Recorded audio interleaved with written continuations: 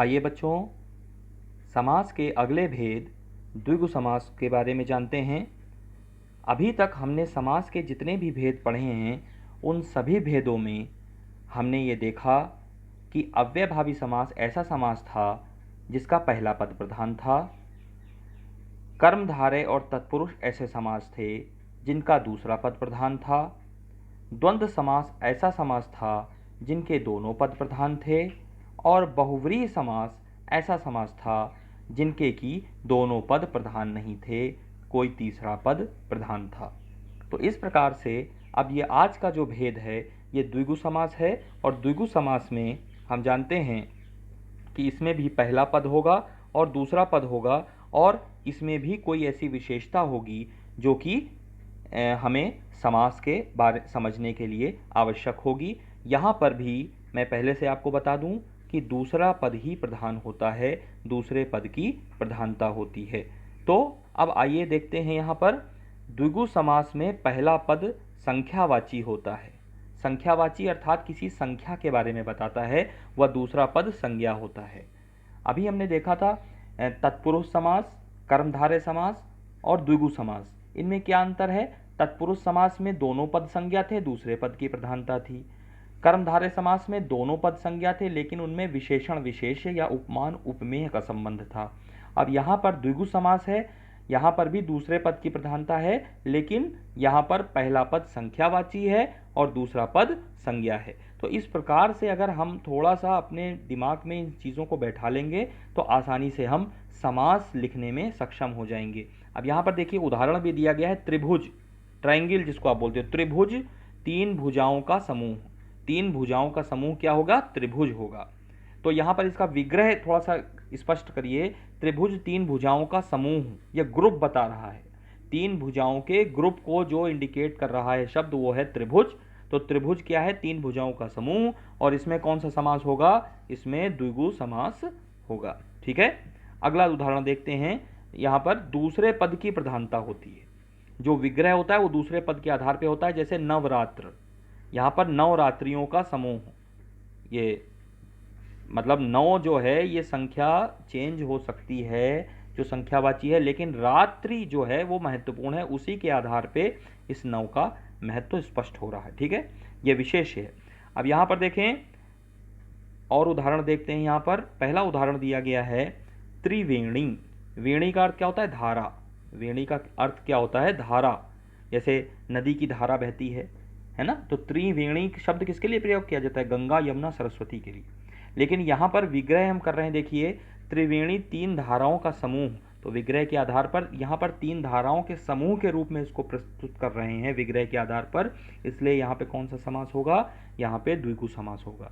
दोपहर, अब दोपहर का समय होता है, आज तक हम लगातार इसको सुनते रहे। दिन में 8 पहर होते हैं बच्चों, लेकिन ये दोपहर जो है ये दूसरा पहर है। तो दोपहर में दो पहरों का समूह, पूरे दिन को 8 पहरों में डिवाइड किया गया। ये दूसरा जो पहर है इसको दोपहर कहा जाता है, इसलिए दो पहरों का समूह। अष्टाध्यायी, अष्टाध्यायी एक पुस्तक का नाम है। ये संस्कृत व्याकरण की पुस्तक है और इस संस्कृत व्याकरण की पुस्तक को महर्षि पाणिनि ने लिखा था।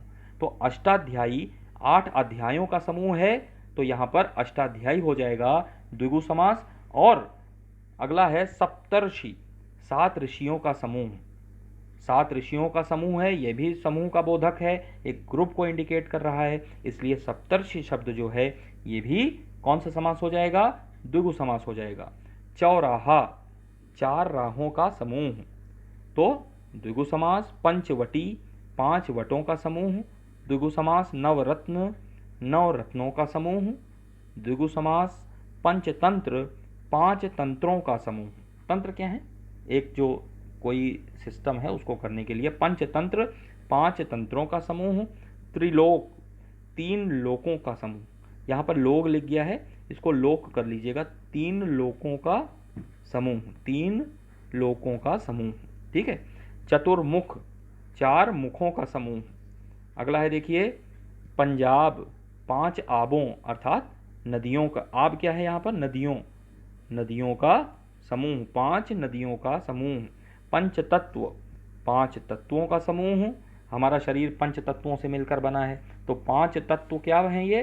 5 तत्व क्षिति, जल, पावक, गगन और समीर, ये 5 तत्व हैं और इन 5 तत्वों से हमारा शरीर बना है। तो ये पंच तत्व जो शब्द है उन 5 तत्वों को प्रकट कर रहा है, तो एक समूह को इंडिकेट कर रहा है, सिर्फ एक वर्ड। इसलिए यहाँ पर कौन सा समास होगा? द्विगु समास। चौमासा, 4 मासों का समूह।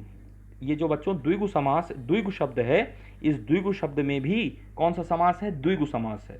इसका विग्रह करने पर हमको मिलता है द्विगु अर्थात 2 गायों का समूह। गाय, 2 गायों का समूह। तो द्विगु शब्द स्वयं भी जो है द्विगु समास के अंतर्गत ही आता है। अगला देखते हैं यहाँ पर द्विगु और बहुव्रीहि समास का अंतर। इसमें क्या अंतर है देखिए। द्विगु समास में समस्त पद का पहला पद संख्यावाची और विशेषण होता है, दूसरा पद विशेष्य होता है, जबकि बहुव्रीहि समास में समस्त पद विशेषण बन जाता है। ठीक है, तो वहाँ पर देखिए दशानन जो आया था ये एक विशेषण संज्ञा शब्द है। दशानन किसका विशेषण है? रावण का विशेषण है। और द्विगु समास में पहला पद संख्यावाची और विशेषण होता है। अब जैसे नवरात्र हमने लिखा है, तो नवरात्र में रात्रि की संख्या बताई जा रही है 9, तो ये क्या है? ये विशेषण शब्द है 9 का, रात्रि का। और जो दूसरा पद जो होता है वो विशेष्य होता है। रात्रि क्या है? विशेष्य है। अब देखिए यहाँ पर उदाहरण दिया गया है चतुर्भुज, 4 भुजाओं का समूह। तो ये कौन सा समास होगा? 4 भुजाओं का समूह। विग्रह के आधार पर ये द्विगु समास होगा। ठीक है, और आगे देखते हैं 4 भुजाएं हैं जिसकी अर्थात विष्णु। तो 4 और भुजा, इस 2 शब्दों से हमें एक तीसरा शब्द विष्णु प्राप्त हो गया, तो इसलिए हमें यहाँ पर कौन सा समास हो गया? बहुव्रीहि समास हो गया। अगला देखते हैं त्रिनेत्र, 3 नेत्रों का समूह। तो द्विगु समास है, लेकिन 3 नेत्र हैं जिसके अर्थात शिव।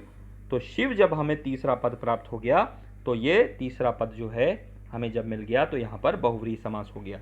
तो हमने जाना कि जब हमको विग्रह के आधार पे तीसरा पद मिल रहा है तो वहाँ पर बहुव्रीहि हो रहा है, लेकिन जब हमें विग्रह के आधार पर तीसरा पद नहीं मिल रहा है और जो शब्द हमें दिया गया है वो किसी समूह का बोधक है, तो हम वहाँ पर द्विगु समास लगाएंगे और करेंगे।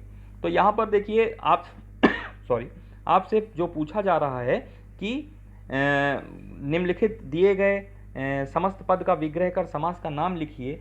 तो अगर आपका जो है विग्रह के आधार पर आपने उसमें द्विगु लिखा है, तो आप आसानी से उसको द्विगु कर सकते हैं, वो नहीं कटेगा। अगर आपने उसको बहुव्रीहि कर दिया है, त्रिनेत्र को आपने अर्थात शिव कर दिया है, तो वो भी सही होगा। तो इस प्रकार से हम दोनों सही करते हैं और दोनों सही मानते हैं, और उसके आधार पर हम विग्रह के आधार पर ये डिसाइड कर लेते हैं कि इसमें कौन सा समास होगा, इसमें बहुव्रीहि समास होगा कि द्विगु समास होगा कि कर्मधारय समास होगा। तो इस प्रकार से बच्चों आज हमारी जो समास की सीरीज़ थी वो पूरी सीरीज़ ख़त्म हुई, और इस समास की सीरीज़ में हमने समास के जो 6 भेद थे उन 6 भेदों का अध्ययन बड़ी ही अच्छे से किया। धन्यवाद।